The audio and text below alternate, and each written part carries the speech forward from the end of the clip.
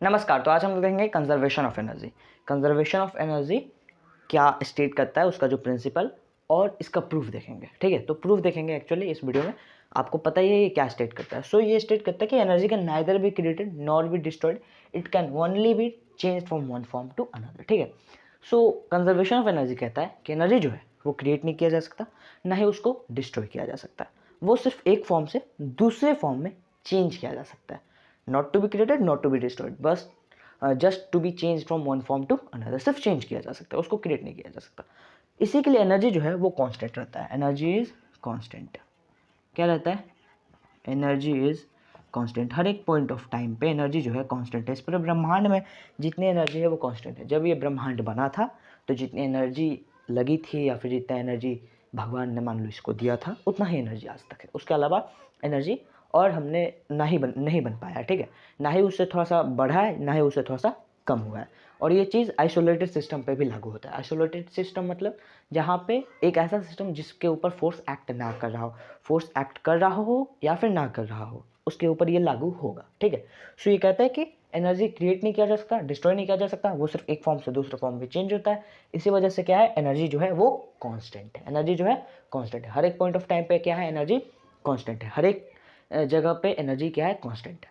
इसका प्रूफ अब हमें देखना है। क्या देखना है? इसका प्रूफ देखना है। प्रूफ के तौर पे आपका जो देखिए, आप जब खाना खाते हो, ठीक है, तो आपके अंदर जाता है केमिकल एनर्जी। फूड को हम लोग केमिकल एनर्जी बोलते हैं। तो आपके अंदर जाता है केमिकल एनर्जी। आप जब उस दौड़ते हो, ठीक है, जब आप दौड़ते हो तो आपसे हीट थोड़ा निकलता है। ठीक है, आप दौड़ते हो तो आपके अंदर से थोड़ा हीट निकलता है। सो हीट एनर्जी में कन्वर्ट होता है। सो ऐसे और फिर बाकी जब काम करते हो तो वहाँ पे एनर्जीज लॉस्ट होती है। सो सिर्फ एनर्जी कन्वर्ट हो रहा है वहाँ पे। ठीक है, ऐसा नहीं है कि एनर्जी नया क्रिएट होकर आपको मिल रहा है। सिर्फ एनर्जी वहाँ पे चेंज हो रहा है एक फॉर्म से, केमिकल एनर्जी से दूसरे फॉर्म में, जैसे हीट एनर्जी में केमिकल से हीट एनर्जी में चेंज हुआ। सिर्फ यहाँ पे चेंजेस हो रहा है, ना ही कि नया एनर्जी, हीट एनर्जी ना ही कि नया क्रिएट हो रहा है। सेम वही चीज़ होती है हर एक जगह पे। ठीक है, जैसे लाइट का केस ले लो, तो अगर एक बैटरी है, टॉर्च है, सो टॉर्च में क्या होता है, टॉर्च के बैटरी में क्या होता है, केमिकल एनर्जी। जब आप उसको जलाते हो, ठीक है, तो उससे निकलता है हीट एनर्जी, जो कि उसके फिलामेंट में जाता है, बॉल के फिलामेंट में।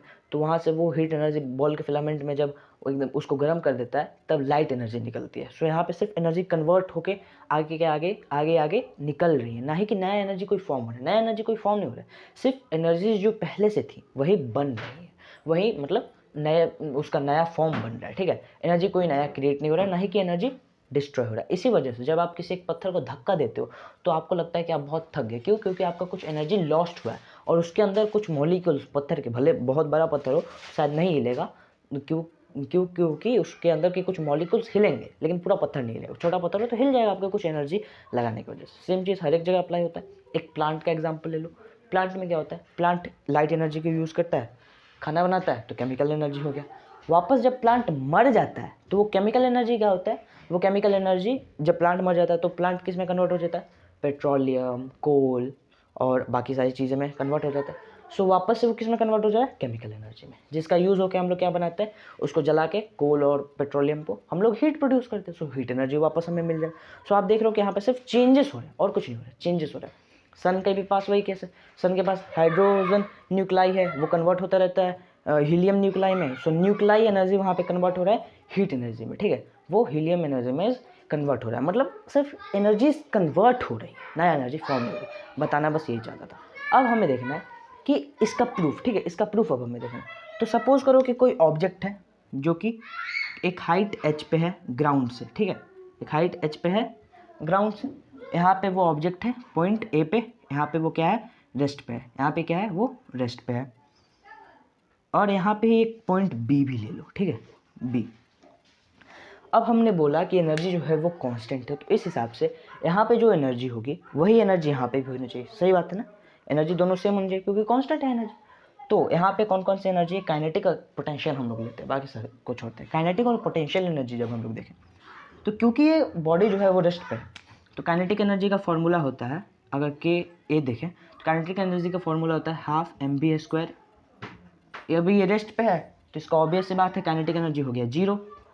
पोटेंशियल एनर्जी कुछ होगा, पोटेंशियल एनर्जी इसका होगा UA, जो कि होता है mgh।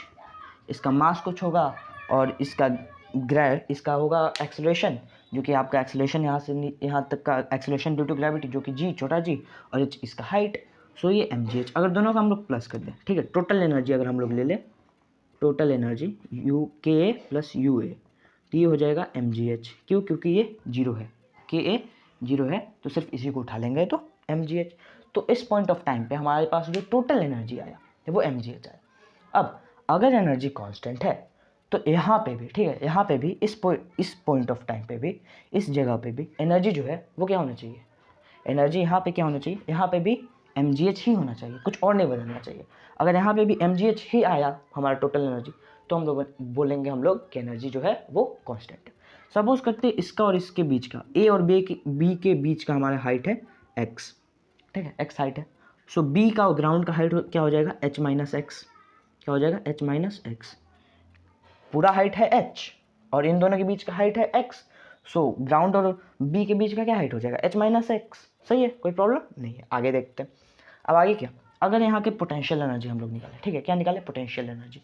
सो ग्राउंड से क्या, ग्राउंड से इसका हाइट देखेंगे कि ग्राउंड से इसका कितना हाइट है और mgh, सिंपल mg और ग्राउंड से कितना हाइट है।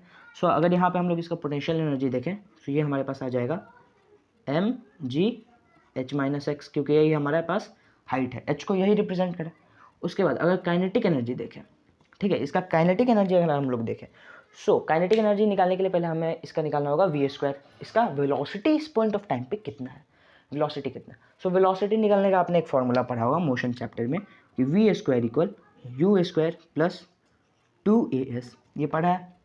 अब वी स्क्वायर हमें निकालना, u square initial velocity zero थी तो जीरो लिख देंगे, 2 का 2 लिख देंगे। अब एक्सेलरेशन यहाँ पे क्या करेंगे, क्योंकि फ्री फॉल है, ये ऊपर से गिर रहा है तो इसके ऊपर सिर्फ एक ही फोर्स काम कर रहा है जो कि है ग्रेविटी, तो यहाँ पे एक्सेलरेशन क्या होगा, छोटा जी, ठीक है, तो यहाँ पे जी लिख देंगे। अब एस किसको लेंगे, एस के जगह पे हम लोग एक्स को लेंगे, क्योंकि यहाँ इन दोनों के बीच का जो हाइट है वो एक्स है। अब इसको मत ले लेना, इसको नहीं लेना, क्यों नहीं लेना है, क्योंकि हमें इस पॉइंट ऑफ टाइम तक पता करना है कि कितना इसका वेलोसिटी है, ठीक है। सो कहाँ से ये गिर रहा है वहाँ से उसकी पूरे हाइट को पता करेंगे ना, वहाँ से उसका हाइट को पता करेंगे। सो 2gx, सिंपल है, कोई प्रॉब्लम नहीं है। सो हमारे पास वी स्क्वायर क्या आ गया, हमारे पास आ गया वी स्क्वायर इक्वल्स 2gx, सही है, कोई प्रॉब्लम नहीं। अब के का काइनेटिक एनर्जी का क्या फॉर्मूला होता है, काइनेटिक एनर्जी का आपका फॉर्मूला होता है हाफ mv स्क्वायर। सो यहाँ से आपका निकल आएगा कि हाफ m और v स्क्वायर की जगह पे क्या 2gx पुट कर देना है, 2gx। सो 2 से 2 कट जाएगा तो आपके पास ये आ जाएगा mgx, क्या आ जाएगा, mgx। अब हमें देखना है कि क्या अगर हम इसको और इसको प्लस करें तो mgh आता है, करते हैं प्लस, ठीक है, तो हमारे पास ka आ गया mgx। अब ua प्लस ka जब हम लोग प्लस करेंगे तो हमारे पास आ जाएगा ये mgh। कैसे आ जाएगा, तो ये mg और इनटू है h माइनस एक्स के, तो mgh माइनस mgx और ये प्लस कर देंगे mgx से, सो ये प्लस माइनस काट देंगे और बचेगा सिर्फ हमारे पास mgh। समझ में आया? तो यहाँ पे भी आपने देखा इस पॉइंट ऑफ टाइम पे, सॉरी यहाँ पे b होगा, इस पूरे फॉर्मूले में गलती हो गया।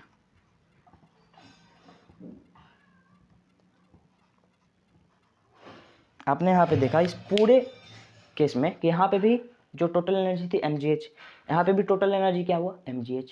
तो एनर्जी यहाँ पे कुछ लॉस्ट नहीं हुआ, एनर्जी जो था वो कांस्टेंट रहा, यहाँ पे क्या था, काइनेटिक एनर्जी जीरो, लेकिन यहाँ पे कुछ हुआ काइनेटिक एनर्जी यहाँ पे कुछ बन गया जो कि था mgx।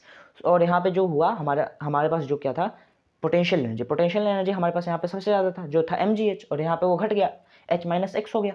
सो ये क्या हो गया, mg h माइनस एक्स हो गया। सो ये क्या हुआ, यहाँ पे पोटेंशियल एनर्जी जो हुआ वो कम होता गया और काइनेटिक एनर्जी में चेंज होता गया। सो इस पूरे केस में क्या हुआ, पोटेंशियल एनर्जी जो हमारे पास था, पोटेंशियल एनर्जी वो इवेंचुअली क्या होता गया, वो काइनेटिक एनर्जी में चेंज होता गया। किसमें, काइनेटिक एनर्जी में वो इवेंचुअली चेंज होता गया, और कुछ नहीं हुआ इसमें। इस पूरे केस में पोटेंशियल एनर्जी काइनेटिक एनर्जी में चेंज हो गया जब ये ऊपर से नीचे गिर रहा था, लेकिन एनर्जी जो था वो कांस्टेंट रहा। तो इससे कंजर्वेशन ऑफ एनर्जी का जो प्रिंसिपल है, कहता है कि energy can neither be created not be destroyed, it can only change from one form to another, वो एकदम सही है। इससे ये प्रूफ हो गया ना कि वो पूरा सही है। और भी मैंने एग्जांपल्स दिए शुरू में, वीडियो के शुरू में भी मैंने बहुत सारे एग्जांपल्स दिए, जैसे प्लांट वाला एग्जांपल दिया, सन वाला एग्जांपल दिया, हमसे एग्जांपल दिया, फिर उसके बाद टॉर्च का एग्जांपल दिया। सो वो सारे एग्जांपल्स भी प्रूव कर रहे थे, और उसके बाद ये एग्जांपल भी प्रूव कर दिए। ये प्रूफ है, ये मैथमेटिकली प्रूव्ड है, और वो सब उस तरीके से, मतलब अगर आप लोग देखें, फिजिकली देखें, तो वो प्रूफ हो गया। फिजिकली वो सारे प्रूफ है और मैथमेटिकली ये प्रूफ है। तो मुझे उम्मीद है आपको समझ में आया होगा। तो मिलता है अगले वीडियो में, तब तक के लिए जय हिंद।